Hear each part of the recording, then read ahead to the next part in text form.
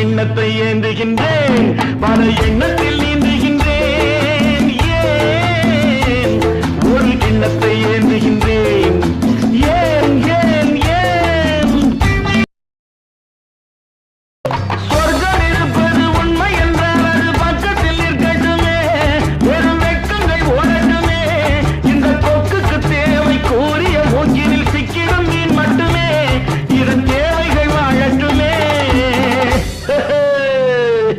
ஒரு கிண்ணத்தை ஏந்துகின்றேன், பல எண்ணத்தில்